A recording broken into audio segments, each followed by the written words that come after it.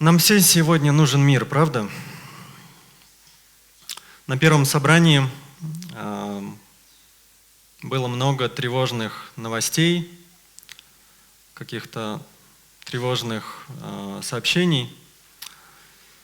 Да и вообще, когда мы читаем новости, мы понимаем, что мы находимся в тревожном мире.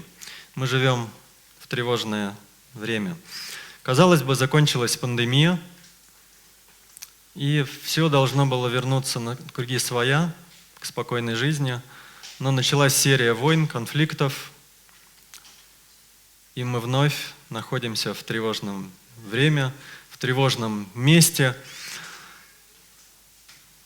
Военные конфликты, войны, землетрясения в Турции, наводнения в Казахстане, ледники тают, климат меняется. Когда я открываю новости утром, я настраиваюсь на то, что я опять увижу какие-то неприятные сообщения, какие-то беды, кто-то умер, что-то случилось. В Америке есть журнал, который выпускают ученые, ядерщики. В этом журнале на его обложке периодически печатают так называемые часы судного дня. Там показан циферблат, и показано время, сколько осталось минут до полуночи. Полуночь это, как символически обозначает ядерный апокалипсис. Так вот, год назад эти часы показали наиболее близкое время к этому ядерному апокалипсису, к полуночи. Это произошло на фоне обострения конфликта в России, Украине. И интересно, что ученые составили целый список обоснованных причин, по которым человечество может полностью быть уничтожено. Этот список, он достаточно большой. И хотел бы вам его прочитать, и как иллюстрацию, пусть будет вот эта картинка. Все знают, что такое искусственный интеллект. Я недавно искусственному интеллекту задал задачку, чтобы он нарисовал, как выглядит конец света. По его мнению, он нарисовал вот что-то такое.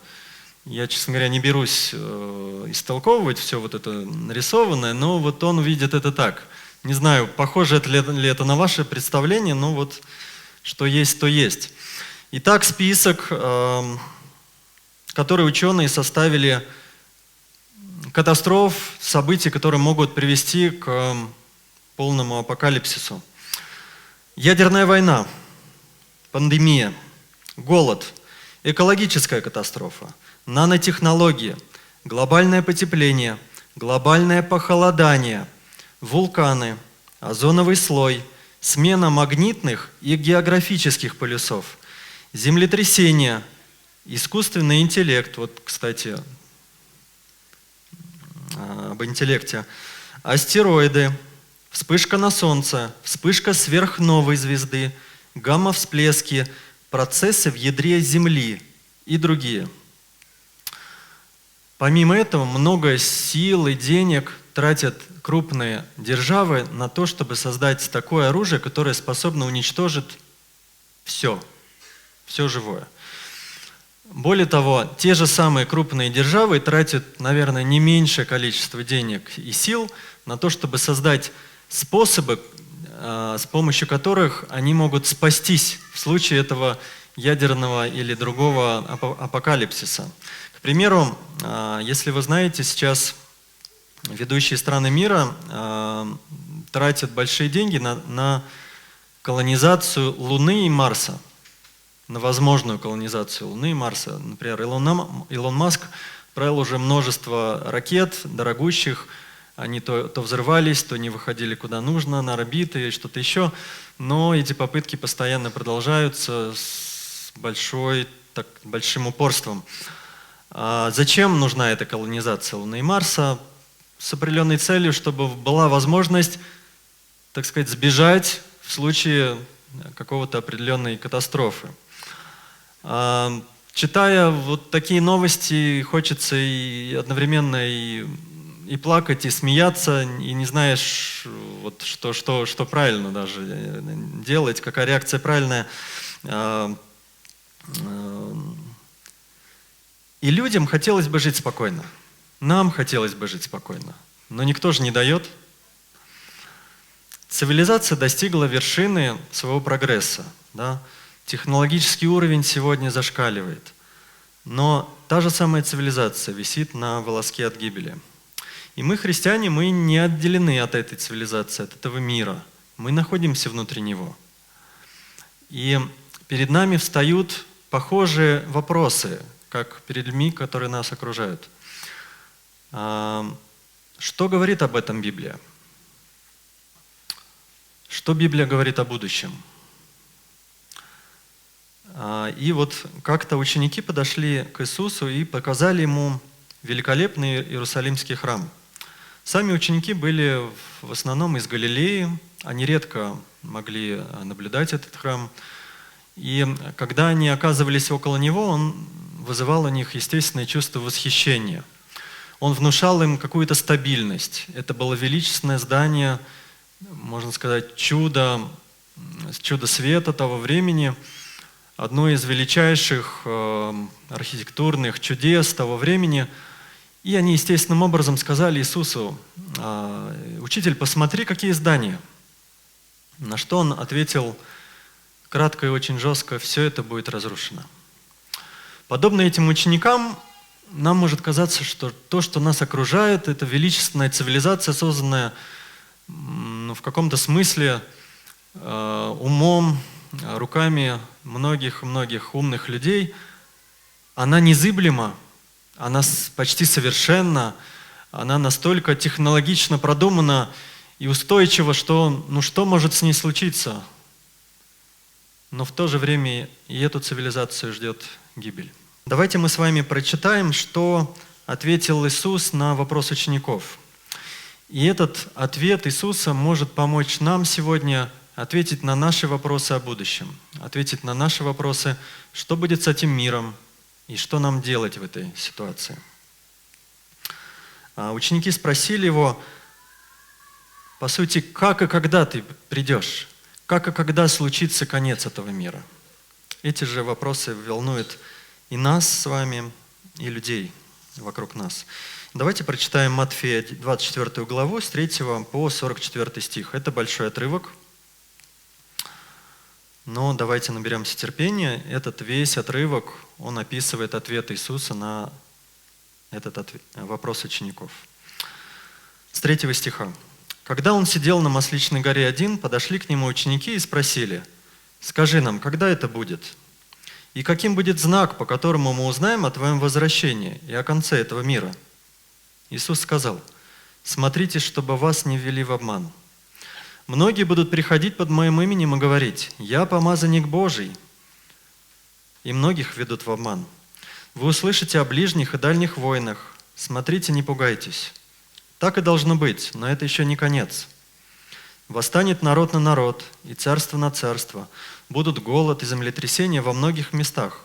Но все это только родовые схватки. Будут тогда вас мучить и убивать, и все народы из-за меня вас будут ненавидеть.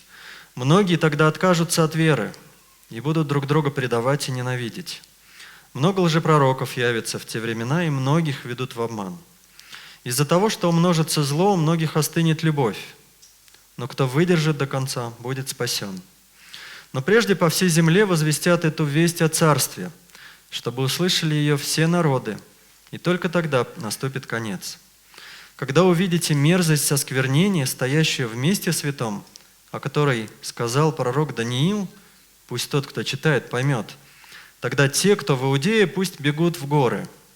Кто на крыше, пусть ни зачем не спускается в дом. Кто будет в поле, пусть домой не идет за плащом. Горе беременным и кормящим груди в те дни. Молитесь, чтобы бегство ваше не зимой было и не в субботу. Будет в то время великая скорбь, какой не было со дня сотворения мира, да ныне не было и не будет. Если бы не были сокращены те дни, не спаслось бы ничто живое. Но ради избранных будут сокращены те дни. Если вам скажут тогда: смотри, вот помазанник, или вон он, не верьте. Потому что явятся лжепомазанники и лжепророки, явят великие знаки и чудеса, чтобы, если удастся, ввести в обман даже избранных. Слышите, я все вам сказал заранее. Так вот, если скажут: смотри, он в пустыне, не ходите туда. Или: смотри, он скрывается здесь, в этом доме, не верьте. Словно молния, что рассекает все небо с востока до запада, таким будет возвращение Сына Человеческого. Где будет труп, туда соберутся стервятники. Тот час, после скорби тех дней, солнце померкнет, луна не будет сиять, звезды падут с небес, и сотрясутся небесные силы. Тогда появится на небе знак Сына Человеческого, и зарыдают в отчаянии все народы земли, увидев, что Сын Человеческий идет на облаках небесных с великой силою и славою. Он пошлет своих ангелов с могучей трубой с 4 концов света, от края небес и до края небес, собрать своих избранных. Пусть вам примером будет смоковница. Когда ветви ее набухают и распускаются листья, знаете вы, что близко лето. Так и вы, увидев все это, знаете: он близко, у самых дверей. Верно вам говорю, поколение это еще не сменится, как все уже сбудется. Небо и земля пройдут бесследно, но слова мои не придут. А о дне том и часе не знает никто, ни ангела на небесах, ни сын. Знает один Отец. Как было во дни Ноя, так будет и в те дни, когда возвратится Сын Человеческий. В те дни до потопа люди ели и пили, женились и выходили замуж, и так до самого дня, когда Ной вошел в ковчег. Они ни о чем не догадывались, пока не пришел потоп и всех их не погубил. Так будет и в дни, когда возвратится Сын Человеческий. Тогда 2 будут в поле, и один будет взят, а другого оставят. 2 женщины будут молоть на одной мельнице, одну возьмут, а другую оставят. Так смотрите же, бодрствуйте, ведь вам неизвестно, в какой день придет Господин ваш. Знаете, если бы хозяину дома было известно, в какой час ночи придет вор, он не спал бы и не дал бы вору забраться в дом. Поэтому будьте и вы готовы. В час, когда вы не ждете, придет Сын Человеческий. Иисус дал длинный ответ ученикам. И я думаю, мы тоже устали, да, слушать? Я говорить устал. Вот. В то время, наверное, люди более были привычны к длинным проповедям. Сегодня время ТикТока, коротких видео, сообщений, месседжей разных. Вот. Но давайте попробуем двигаться еще дальше. В этом отрывке Иисус дает много тревожных и не совсем понятных мыслей. И вообще авторы Библии, они порой писали такой манерой, которая нам не совсем бывает понятна. Например, пророки Ветхого Завета часто располагали свой текстовый материал не по хронологии, как мы привыкли, а по темам. По сути, Иисус здесь делает то же самое. Фактически, Он говорит здесь о 2 разных вопросах. О времени, когда будет разрушен Иерусалимский храм, и о конце времен. И грань между этими 2 событиями провести сложно. Итак, как и когда вернется Христос? Давайте попробуем дать ответ на этот вопрос. И чтобы это сделать, мы сгруппируем длинный ответ Христа на 8 разных пунктов. И первый пункт звучит так. Христос вернется после многих лжепророков, лжехристов и их ложных чудес. В Матфея 24 главе с 4 по 5 стих Иисус говорит: «Смотрите, чтобы вас не ввели в обман. Многие будут приходить под Моим именем и говорить: Я помазанник Божий, и многих ведут в обман». И я предлагаю нам всем, когда мы будем рассматривать эти 8 пунктов, постараться увидеть, можем ли мы сказать, когда будет пришествие Христа на основании каждого пункта, и как оно будет. И вот если мы берем первый наш пункт про лжепророков, сбываются ли слова Христа? Например, сегодня. Знаем ли мы лжепророков, лжехристов вот вокруг нас? Или это вот еще не произошло в человеческой истории?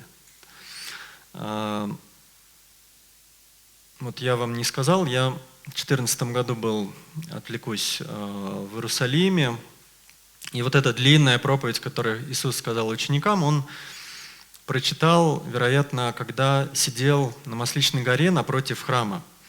Вот этот золотой купол, он называется купол скалы, если кто-то не знает, его построили мусульмане на месте, где был когда-то храм Иерусалима. Сейчас храм разрушен, на его месте вот такой золотой купол. И есть известная такая смотровая площадка, где все любят фотографироваться. И вот я как раз делал эту фотографию напротив этого купола скалы. И, вероятно, когда Иисус говорил эту речь ученикам, Он сидел на этой горе, и напротив Него через небольшую такую долину был как раз Иерусалимский храм. Итак, сбываются ли слова Христа сегодня? Наш современник Григорий Гробовой, известная личность, может быть, кто постарше его знает или слышал что-то про него, он называл себя Иисусом Христом во втором пришествии. Он утверждал, что умеет воскрешать людей, телепортироваться, лечить СПИД и рак любой стадии, а также диагностировать неполадки в электронном оборудовании на расстоянии. Григорий был осужден к 8 годам лишения свободы по статье 159 Уголовного кодекса Российской Федерации по статье мошенничества. На данный момент проживает в Сербии, занимается продвижением определенной схемы, которая называет кодой взлома Вселенной. Вот. Григорий является подтверждением, что слова Христа сбываются сегодня. Да? Хочу добавить еще один пример. Мои знакомые, у меня было 2 знакомых, много лет назад я с ними общался, они были членами Церкви Объединения. Это церковь, глава которой тоже называл себя Христом, который вернулся второй раз на землю. Этот человек уже умер в 2012 году. Но на тот момент, это было до 2012 года, это была семейная пара, причем они поженились по причине того, что этот человек, он им сказал пожениться, что им нужно вместе пожениться. Но они его послушались, потому что, если он Мессия, как они могут его ослушаться? Вот, и он многим людям вот так говорил, что им нужно пожениться, и они образовывали семьи. Вот, я, честно говоря, не знаю, какова была их реакция после 2012 года, когда этот человек умер, тем более до этого он сидел неоднократно в тюрьме. Вот, но факт остается фактом, что сегодня есть лжемессии, люди, которые называют себя Христом. Есть лжепророки, и здесь мы встаем перед вопросом. Но если сейчас это сбывается, может быть, сейчас и время, когда Христос должен прийти. Для этого мы должны посмотреть историю назад и понять, а сбывались ли эти слова до этого. Например, в 1 веке нашей эры от Рождества Христова было много людей, выдающих себя за помазанника. Один только историк Иосиф Флавий называет 3 из них. Еще через век после него был известная личность, которая назывался Бар Кохба. Он тоже выдавал себя за Мессию. И вообще во время истории была масса таких людей, как лжепророков, так и лжемессий. И можем ли мы сделать вывод, что слова Христа сбываются? Можем. Но можем ли мы сделать вывод, что нам известно, когда Христос должен прийти? На основании этого не можем.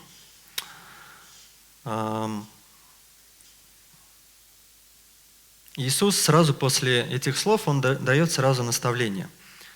Будьте внимательны, чтобы вас не ввели в обман. Это урок для нас.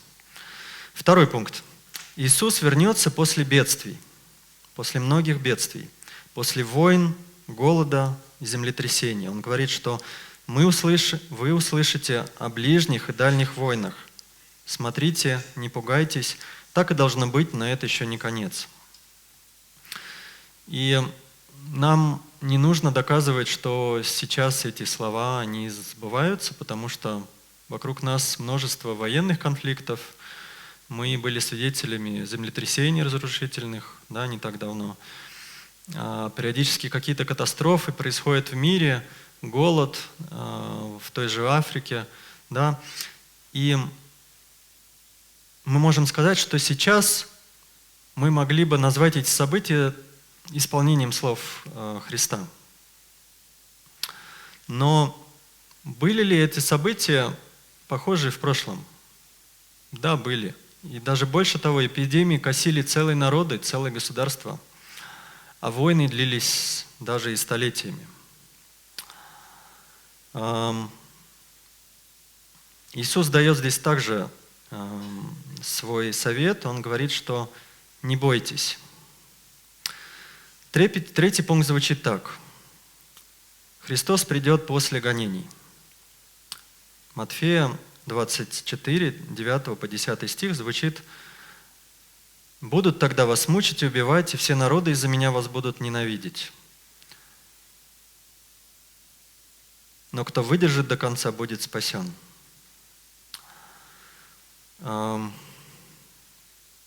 Вот этот слайд, он говорит о гонимой церкви, о том, что сегодня множество христиан находятся в гонениях. И вот по статистике ежегодно 100 тысяч христиан погибает от религиозных конфликтов в мире. 100 миллионов в более чем 50 странах подвергаются преследованиям. 500 миллионов подвергаются дискриминации. И из причин, какие причины преследований, это радикальные формы ислама больше всего. Христиан преследуют в коммунистических режимах, радикально настроенные индуисты, буддисты. И историки говорят, что, как ни странно, сегодня христианская церковь переживает наибольшее гонение за всю историю после возникновения христианства. И это косвенно может нам говорить, что Христос ближе к нам сегодня, Его пришествие, чем это было раньше. Но были ли похожие события и в прошлом? Да, христиан распинали, им отрубали головы, их сжигали на кострах.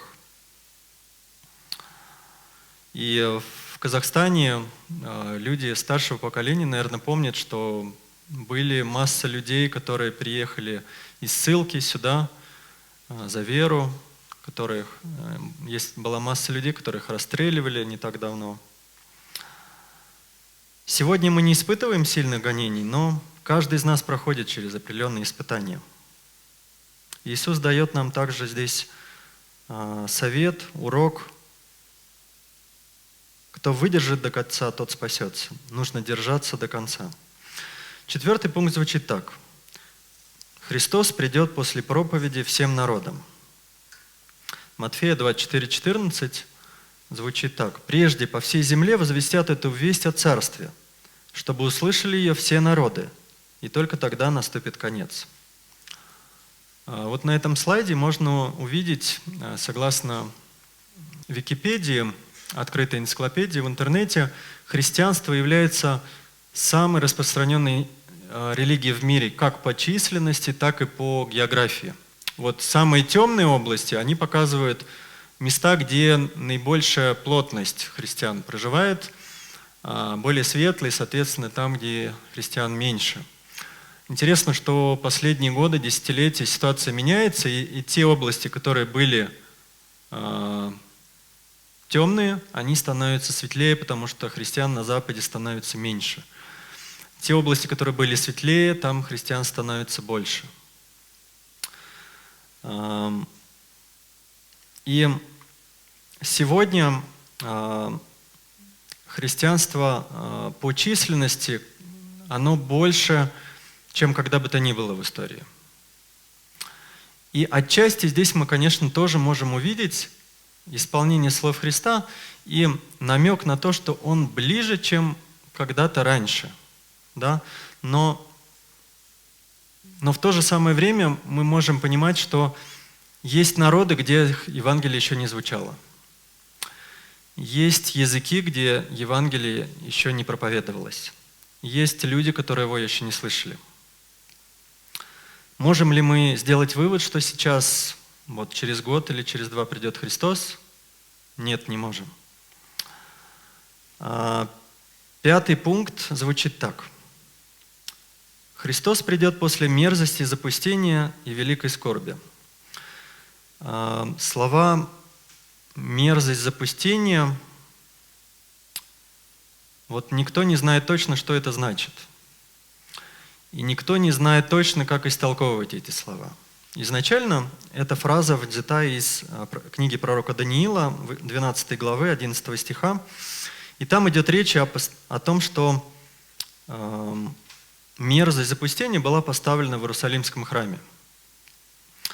Буквально эти слова исполнились еще до рождения Христа в 170 году до Рождества Христова. Сирийский царь, его звали Антиох Епифан, он решил искоренить иудаизм. Он захватил Иерусалим и поставил в храме идола, сделал, по сути, разврат на территории храма и принес в жертву свинью. Таким образом, он исполнил буквально эти слова пророчества, которые были задолго до этого произнесены. Но Иисус ссылается на это пророчество Даниила и, по сути, говорит, что эти слова еще должны быть исполнены в будущем. И опять-таки в 70-м году, уже после рождения Христа, через 40 лет после его смерти, эти слова также буквально исполняются, когда был разрушен Иерусалимский храм. Историки описывают, в частности Иосиф Флавий, осаду Иерусалима как одну из самых страшных осад в истории. И во время, когда Иерусалим, храм был разрушен, римляне водрузили на месте храма свои знамена, на которых были определенные знаки, которые указывали на императора, которому должны были поклоняться. И вот такая цитата страшная, которую приводит Иосиф Флавий, он сам был свидетелем этих событий. Я вот хотел бы с вами поделиться, зачитать ее. «Тогда голод стал распространяться и пожирал людей целыми семьями и домами. Верхние комнаты были переполнены женщинами и детьми, умиравшими от голода. Улицы города были полны мертвых тел стариков. Дети и молодые люди бродили как тени по рыночным площадям, опухшие от голода, и падали замертво там, где их настигало несчастье. Что касается погребения, то оставшиеся в живых были не способны сделать это, а тех, что были здоровы, еще в силе, отпугивало огромное количество мертвых тел и неуверенность в том, когда смерть настигнет их самих, потому что многие умирали, когда они погребали других, а многие ложились в свои гробы, прежде чем наступил их роковой час. Среди этого бедствия никто никого не оплакивал, никто не жаловался. Голод поразил все естественные обычаи, потому что те, которые умирали сейчас, смотрели на ушедших на вечный покой, вперед их, с сухими глазами и открытыми ртами». Иосиф приводит также пример, когда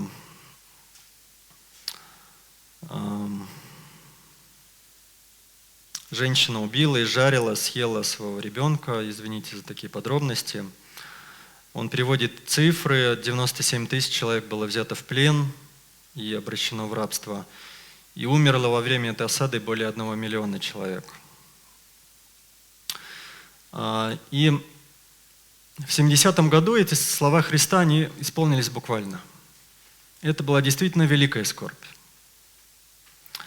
И интересно, что христиане, они помнили слова Христа о том, что Он им сказал, что когда они увидят мерзость запустения, они должны не сражаться, не делать героические поступки, а просто бежать. И они в простоте это исполнили. Они убежали в другой город, в Пелу, И там находились все это время, когда Иерусалим был в осаде. По преданию, ни одного христианина не было во время осады, там не осталось. Вот. И пророчество Христа исполнилось, но Христос говорит о том, что это пророчество, Он дает нам понять, что оно исполнится еще и в конце времен. И перед нами возникает вопрос, а как оно должно исполниться? Если тогда был храм, и было понятно, по крайней мере, что где храм находится, что такое святое место, сейчас на месте храма вот такой купол скалы. И толкователи спорят друг с другом, и у них нет одного какого-то мнения о том, как толковать эти события. С другой стороны, храм в Новом Завете можно толковать и образно. Храмом называется и тело христианина, и церковь, и что такое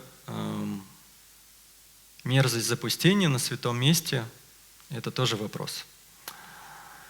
Но Иисус здесь, несмотря на эту неопределенность, Иисус вновь дает здесь урок.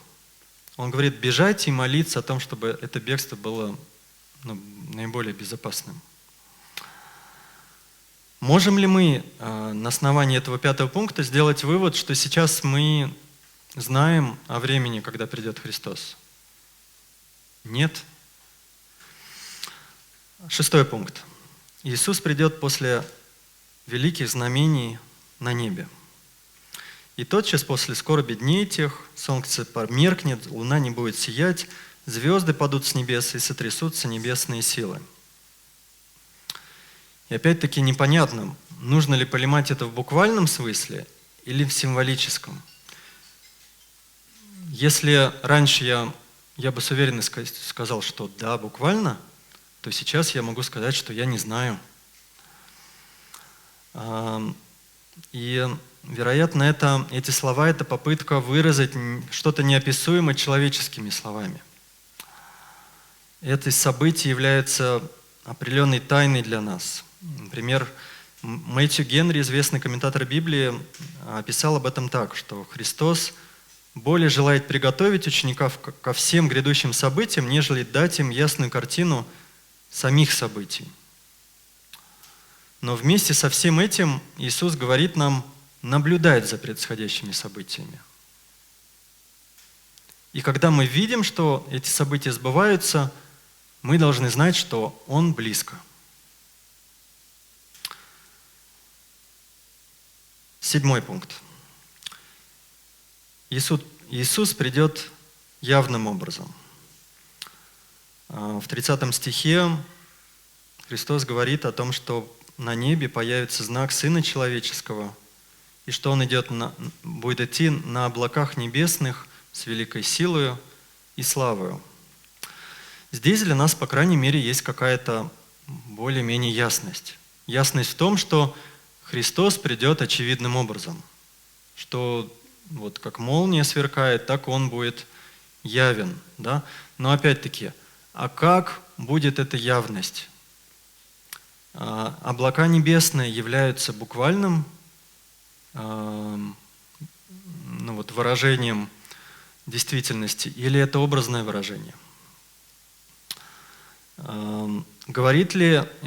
Можем ли мы сейчас на основании этого пункта сказать, что мы можем определить, когда придет Христос? Опять нет. И, наконец, 8 последний пункт говорит о том, что Иисус придет неизвестно когда и неожиданно. И, возможно, это один из самых неприятных пунктов, потому что человеку хочется конкретики. Ну вот так когда? Ну вот чтобы, если бы знать бы, когда точно придет Христос, тогда до этого времени можно было бы как-то более-менее спокойно жить. А так, если вдруг через час, через 2, через год, как спокойно жить в такой обстановке? Да? Человеку хочется конкретики, определенности. Но Иисус намеренно не дает нам этой информации. Он много сказал нам о признаках своего пришествия, но по поводу времени он четко сказал: не скажу, не дам за вам знать. Несмотря на это, как ни странно, люди на протяжении всей истории упорно пытались вычислить, а когда же он придет. Никогда бы не подумал, но православная церковь не исключение. Например, вот с 1000 года нашей эры православные ожидали второе пришествие Христа. Вот 1000 год было год ожидания. Ожидали. Почему с 1000-го? На самом деле в другие церкви ожидали и раньше. Говорят, что именно в этот момент богословие и язык православной церкви сформировались, и они могли уже прийти к таким темам, вот, чтобы попытаться вычислить такие вот моменты. И вот в 1000 год ожидали второе пришествие, в 1037 год, 1584, 1606, 1666. После этой даты решили уже больше не высчитывать и перенесли вычисления на 3-е тысячелетие, потому что поняли, что, наверное, не стоит этим уже заниматься больше дальше. Но, несмотря на это, в различных сектах, движениях, течениях каждые в среднем несколько лет возникают точные даты, когда придет Христос. Последнее вот такое распространенное предсказание было про 2011 год. По-моему, оно было связано в 12-м было связано с календарем Майя, а околохристианское предсказание было про 11-й год. И оно не сбылось. Вот. К моему удивлению, Владимир Владимирович Путин тоже сделал предсказание в 2012 году. Он заявил, что конец света наступит, когда вы думаете?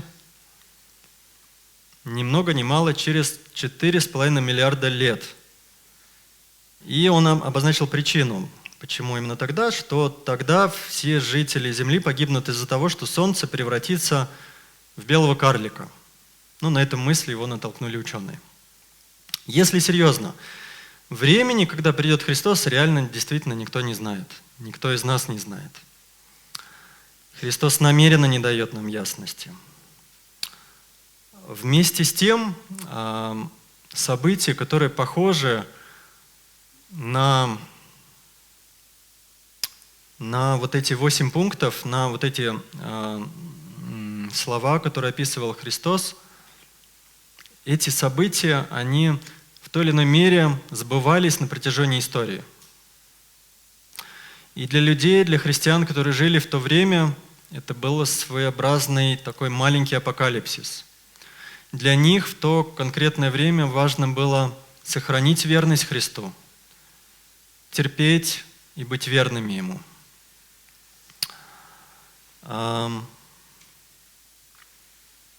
И это важный урок для нас.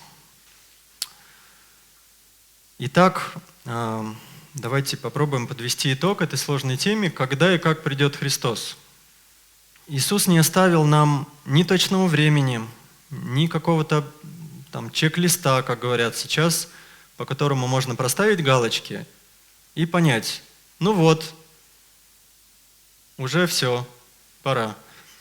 Нет, у нас такого нету. Вместо этого Он расставил как будто бы важные акценты, которые должны были направить сердца учеников и после них наши сердца в каком-то определенном направлении.